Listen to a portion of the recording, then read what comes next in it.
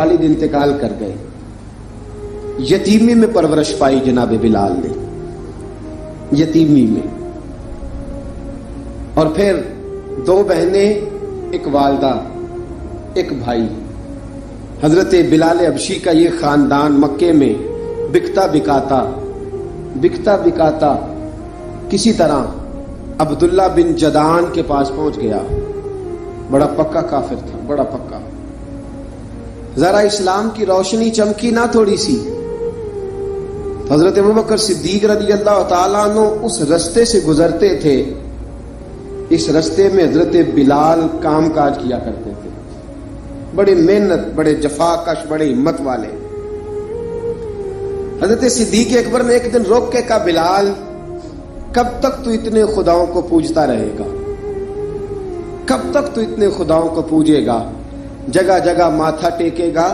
یہ تجھے کبھی غلامی سے آزاد نہیں کریں گے۔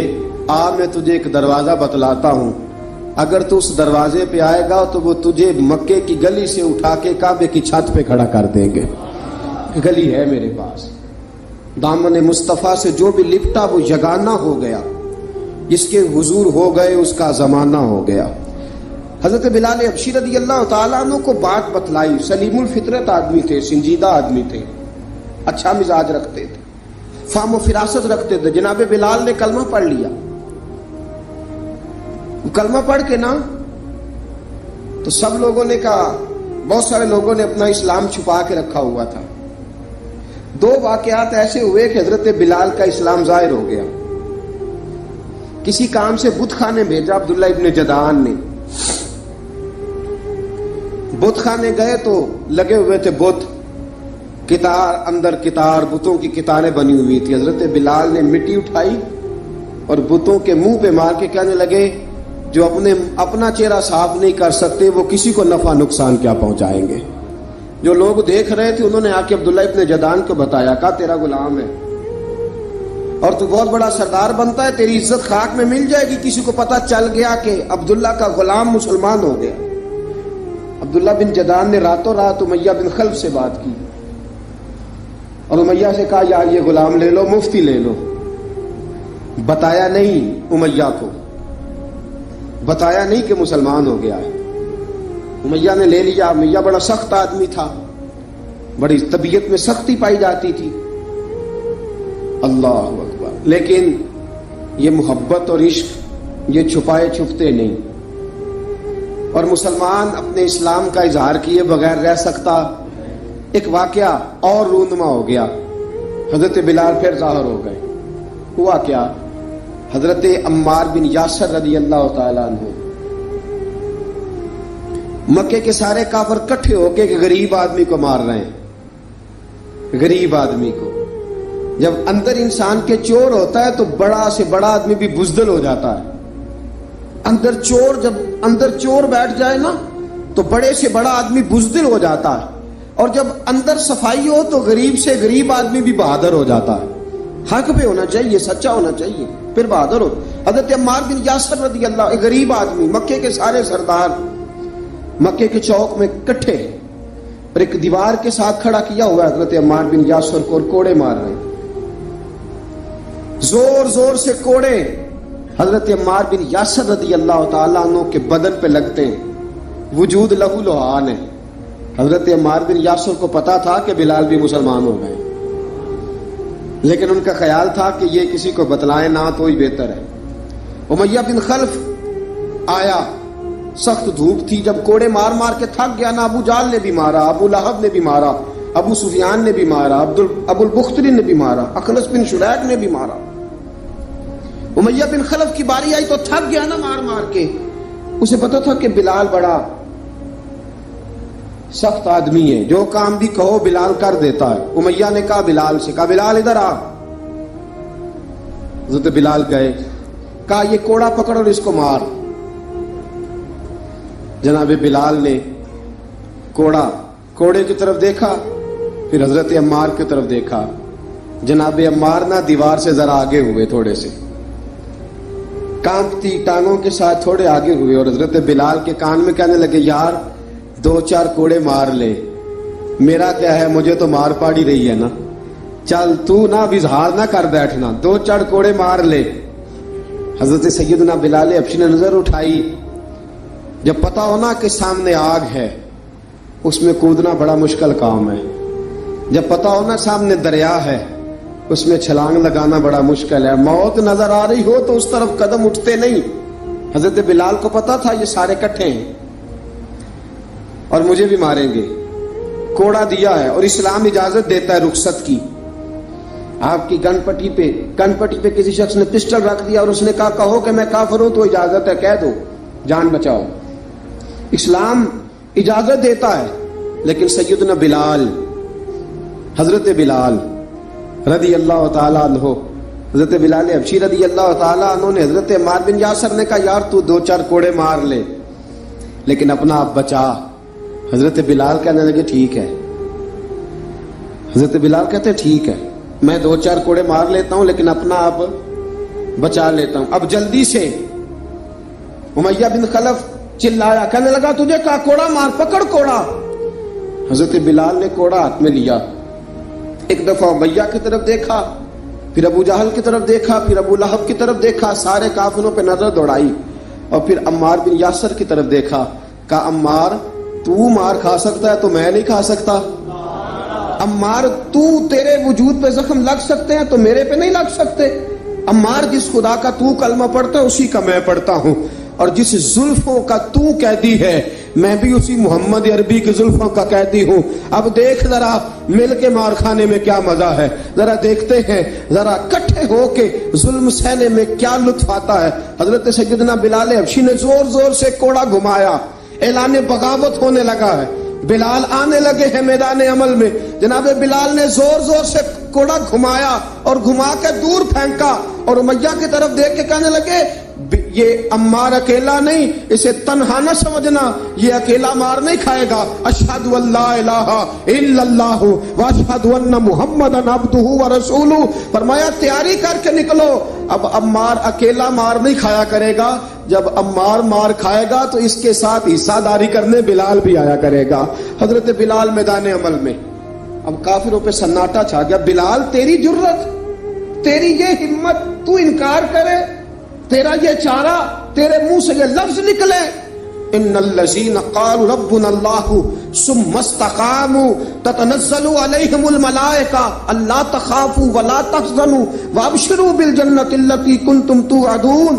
रब फरमाता है तुम कहो मैंने अल्लाह को मान लिया, रब को मान कर फिर डट जाना। तुम्हारी दुनिया मदद करे न करे, अल्लाह तुम्हारी मदद के लिए फरिश्तों का नुज़ूल फरमा देगा।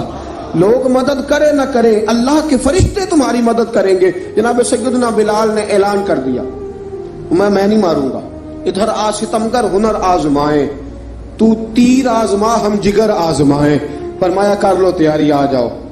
अब वो सारे ना, क्योंकि सबसे सख्त मशहूर था ना उमैया, अब सारे देखने लगे उमैया की तरफ। उमैया को अब उसे समझ नहीं आ रही मैं क्या करूं। बिलाल ने तो कभी ना की नहीं, तो जो कहते थे कर गुजरता था। ये अजीब मामला है।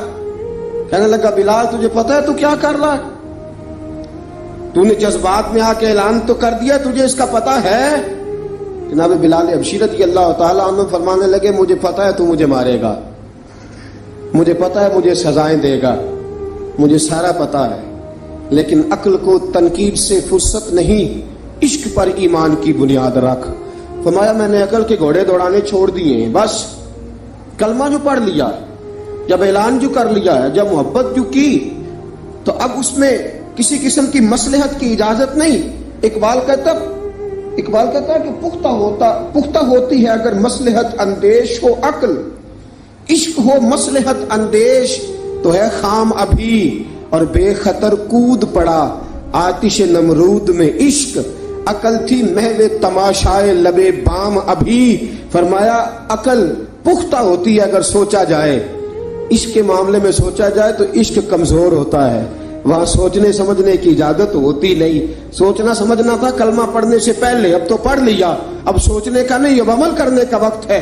अब जनाब बिलाल पर सख्ती शुरू हुई, मारना शुरू हुए। किस किस अंदाज में मारा?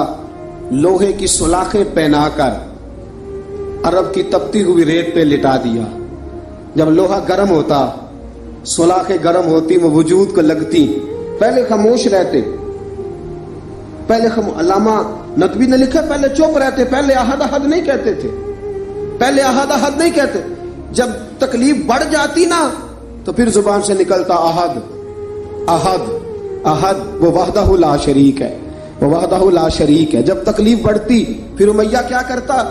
پھر امیہ حضرت بلال رضی اللہ تعالیٰ عنہ کے گلے میں رسی ڈالتا اور مکے کے اوباش لڑکوں کے ہاتھ میں دیتا، مکے کی گلیوں میں۔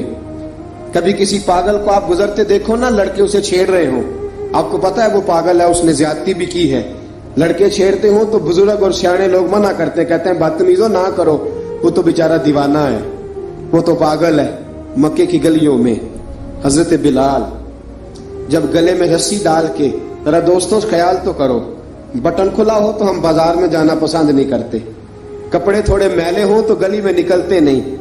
بلال تو مہذب آدمی ہے، سنجیدہ آدمی ہے، یہ کیا ہو رہا؟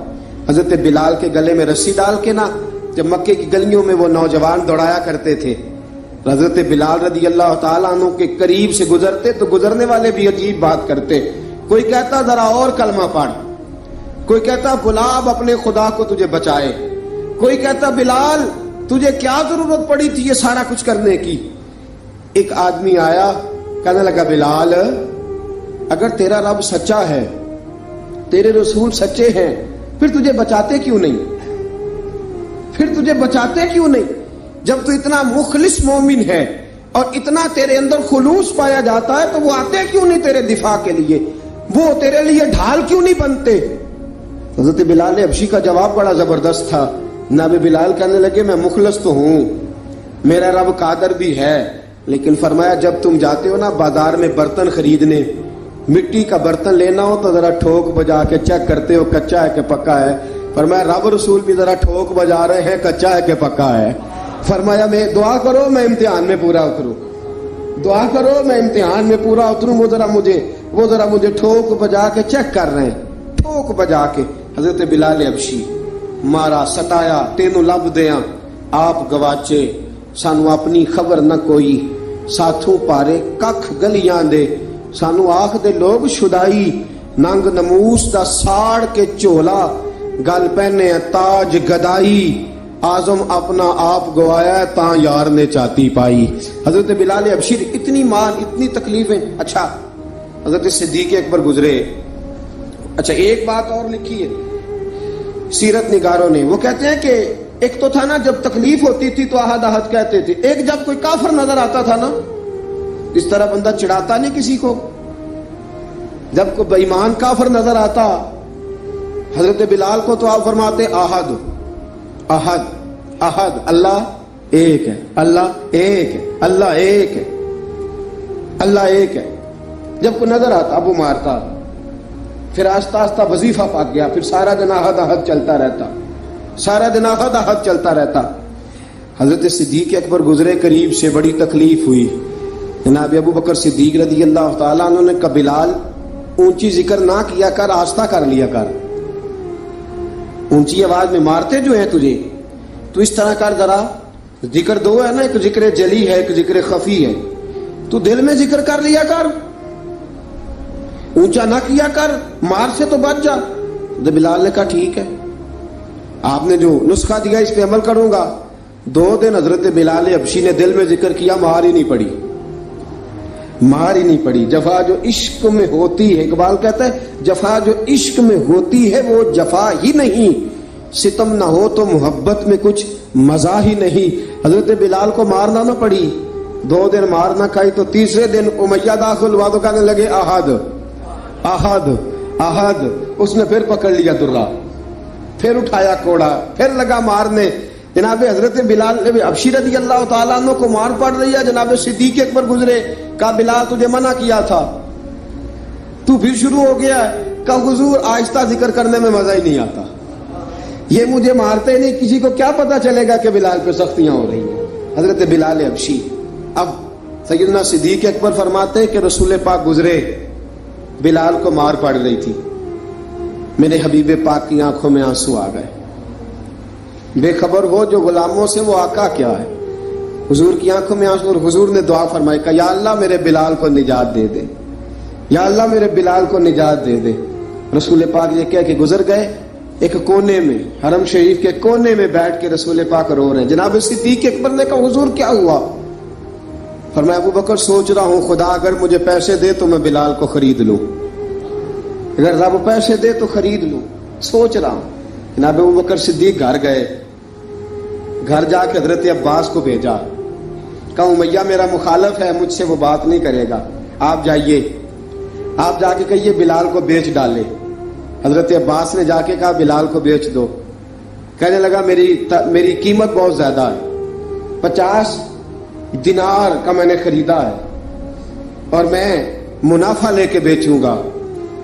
حضرت عباس نے آ کے جناب صدیق اکبر کو بتایا تو ابو بکر صدیق فرمانے لگے چل مجھے ساتھ ہی لے جا، دیکھ لیتے۔ پہنچے، جب ابو بکر صدیق کو آتے دیکھا نا تو چڑھ گیا، کہنے لگا ابو بکر اگر تو بلال کو خریدنا چاہے تو وہ جو تیرے پاس رومی غلام ہے وہ مجھے دینا پڑے گا، 2 لونڈیاں اس کے ساتھ دینی پڑیں گی، اور یہ 50 دینار کا ہے، میں تجھ سے 2000 دینار لوں گا، 50 دینار کا ہے 2000 دینار لوں گا۔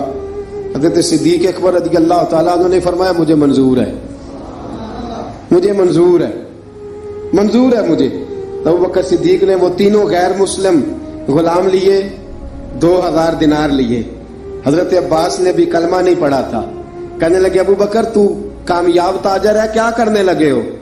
تو حضرت ابو بکر صدیق کہنے لگے آپ نے بھی کلمہ نہیں پڑھا، آپ کو اس سودے کا پتہ نہیں، آپ ابھی اس لذت آشنائی سے واقف نہیں، آپ نے بھی یہ ذائقہ چکھا نہیں، آپ ابھی اس راہ سے گزرے نہیں، آپ کو پتہ نہیں یہ بھی ایک ذائقہ ہے، یہ بھی ایک سودا ہے، یہ بھی ایک لذت ہے، یہ بھی ایک گہرائی ہے، یہ بھی ایک مزہ ہے، اس کا بھی آپ کو علم نہیں، آپ نے کلمہ نہیں نہ پڑھا۔ محبت کو سمجھنا ہے تو نہ سے خود محبت کر، کنارے سے کبھی اندازہ طوفان نہیں ہوتا۔ فرمایا ابھی تو راہ گزر میں ہے، کہہ دے مقام سے گزر، ابھی ذرا آگے چلیں گے نا، جب آپ کلمہ پڑھیں گے تو آپ کو پتہ چلے گا۔ حضرت سیدنا بلال حبشی کو لینے کے لیے صدیق اکبر پہنچے، 2000 دینار، 3 غلام پڑھے لکھے سیانے سمجھدار، جب دیے نا تو امیہ کھلکھلا کے ہنسا، کہنے لگا ابو بکر بڑے گھاٹے کا سودا کیا تو نے، ابو بکر تو نے بڑے گھاٹے کا سودا کیا ہے، یہ پڑھا لکھا مجھے دے کے جا رہا ہے اور یہ ان پڑھ تو لے کے جا رہا ہے، یہ خوبصورت رومی غلام دے کے جا رہا ہے اور یہ حبشی کالے رنگ کا تو لے کے جا رہا ہے، اور 50 دینار کا غلام 2000 دینار میں تو لے کے جا رہا ہے، اتنے گھاٹے کا سودا، اتنی بڑی نادانی۔ حضرت جناب سیدنا صدیق اکبر رضی اللہ تعالیٰ کہنے لگے امیہ تو کافر ہے، لیکن تو نے ابھی بھی پیسے تھوڑے مانگے ہیں، تو نے بلال کا رنگ دیکھا ہے، میں نے مصطفیٰ کے عشق کا رنگ دیکھا ہے۔ فرمایا تو ابھی اس کے رنگ میں الجھا ہوا ہے، اور میں جو اس کے باطن کا حسن ہے وہاں تک پہنچ گیا ہوں۔ حضرت سیدنا بلال حبشی رضی اللہ تعالیٰ عنہ ساتھ کھڑے، ابو بکر صدیق رضی اللہ تعالیٰ عنہ نے ارشاد فرمایا اگر میں یمن کا حکمران ہوتا، یمن کا بادشاہ ہوتا، اور تو مجھے کہتا کہ بلال میں تب دوں گا جب تو مجھے یمن کی حکمرانی دے گا، فرمایا میں تجھے یمن کی حکمرانی بھی دے دیتا لیکن بلال کو ضرور خرید کے لے جاتا۔